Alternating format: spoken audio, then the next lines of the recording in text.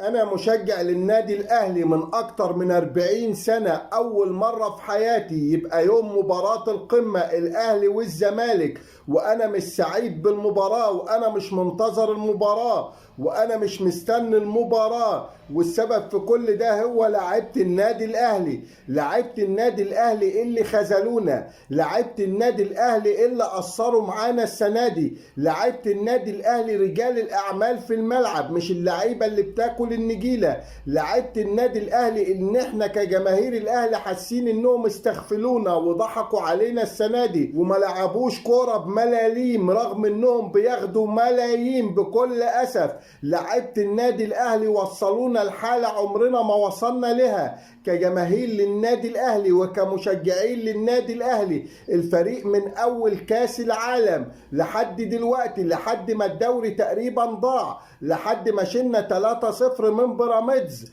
الفريق ما عملش أي حاجة تثبت لنا إن عندهم روح أو عزيمة أو إصرار. يوم مباراة الأهلي والزمالك دي بالنسبة لنا كأهلاوية وحتى كزملكاوية كانت بتبقى عيد، أيا كان ترتيب الفرقتين في الدوري وأيا كان موقف الفرقتين. لكن المرة دي لأ، بالنسبة لنا كأهلاوية الموضوع مختلف 180 درجة. مش متحمسين للقاء، الأهلي يفوز الأهلي يتعادل الأهلي يتهزم، مش هتفرق معانا أي حاجة. بكل أسف بسبب شوية اللعيبة اللي ما عندهمش ذرة مسؤولية ولا خوف على تيشيرت النادي الأهلي ولا روح ولا عزيمة ولا إصرار. من أول حراسة المرمى الشناوي ومصطفى شوبير كانوا عامل مؤثر جدا جدا مع الفرق التانية ضد النادي الأهلي السنة دي. بكل أسف يدخل فينا 24 هدف في 23 مباراة، دي كارثة ونصيبة وعدم تحمل للمسؤولية. وعيب إنه حارسين مرمى للنادي الأهلي ومنتخب مصر يدخل فيهم هذا العدد من الأهداف. دفاع الفريق ما عندناش دفاع خالص، اقسم بالله الاهلي ما عندوش لاعب يصلح في الدفاع انه يمثل النادي الاهلي وانه ياخد بطولات مع النادي الاهلي. كلهم زي الزفت.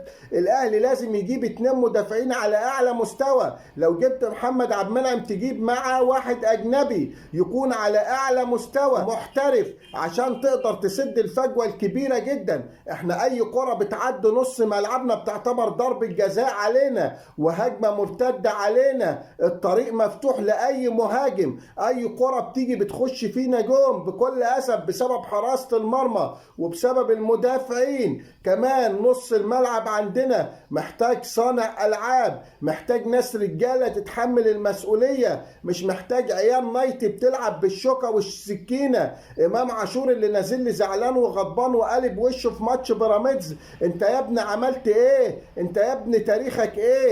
انت يا ابني بطولاتك ايه؟ هو في ايه بالظبط؟ انت محسسني انك ميسي او رونالدو نازل الملعب رغم ان تاريخك ابيض. بطولاتك ايه مع منتخب مصر؟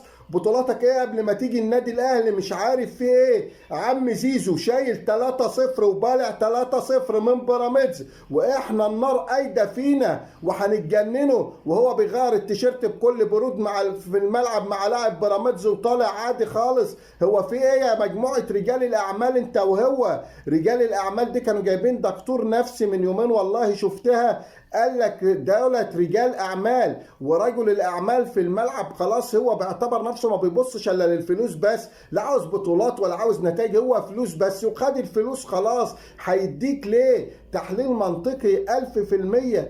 انتوا وصلتونا لمرحلة يا لاعيبة النادي الأهلي إن احنا يوم مباراة القمة اللي كنا بنحلموا بيها وبنستنوها، بقول لك الأهلي كان بيبقى خسران الدوري، الأهلي ما كانش بيبقى منافس على الدوري، وكنا بنستنوا مباراة القمة ونقولوا ده بطولة خاصة ونقولوا ده اللي يحصل لو خدناها مثلا او هزمنا الزمالك هنجلته عليهم ونزعلهم. المرة دي لا، المرة دي احنا مش مستنين الكلام ده خالص، لان انتوا كلاعيبة النادي الاهلي استغفلتونا السنة دي وضحكتوا علينا السنة دي وما احترمتوناش السنة دي وما قدرتوناش السنة دي. اتعاملتوا معانا معاملة بنك تاخدوا فلوس وخلاص من النادي الاهلي، انما ما عملتوش اي حاجة. مجلس ادارة النادي الاهلي وكوارثه السنة دي التي لا تعد ولا تحصى، ومن قبل كده من اول كولر ايام ما مشوا سيد عبد الحفيظ، الموسم اللي مشي في سيد عبد الحفيظ فيه تخيلوا كنا واخدين 6 بطولات من 6 بطولات، تمشي احسن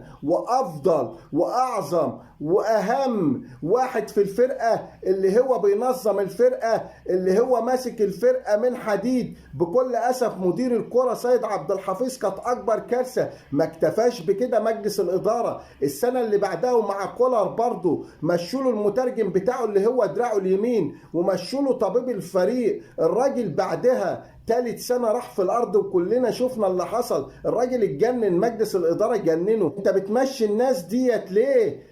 يا حول ولا قوة إلا بالله العلي العظيم. حاجة تجنن والله العظيم. السنة دي اللي جاب الواد كاموتش ده ولا اسمه، اللي ما بيعرفش يباص الكرة. ما كل دي كوارث يا جماعة. ما هو كل ده اللي أدى للي احنا فيه دلوقتي. احنا اهتمينا اننا نجيبوا اسماء نجوم على الورق، انما ما فكرناش في مصلحة الفرقة. ما قلناش ايه اللي ناقص الفرقة، ايه المراكز اللي عاوزة تدعيم بجد. لا قعدنا نشحنه نجوم قدام نجوم قدام ونسينا ورا. والنتيجة كانت ان الاول مرة في تاريخ النادي الاهلي، ده يعتبر نص موسم بالنسبة للمواسم اللي كانت بتتلعب ذهاب وعودة قبل كده، يخش فيك 24 هدف في 23 مباراة. كمان كنت متاح في بطولة افريقيا لكل الفرق، وشوفنا المهزلة اللي حصلت ضد الترجي. لعيبة عالة مش رجالة، ومجلس ادارة هو السبب في اللي حصل لنا ده بكل اسف.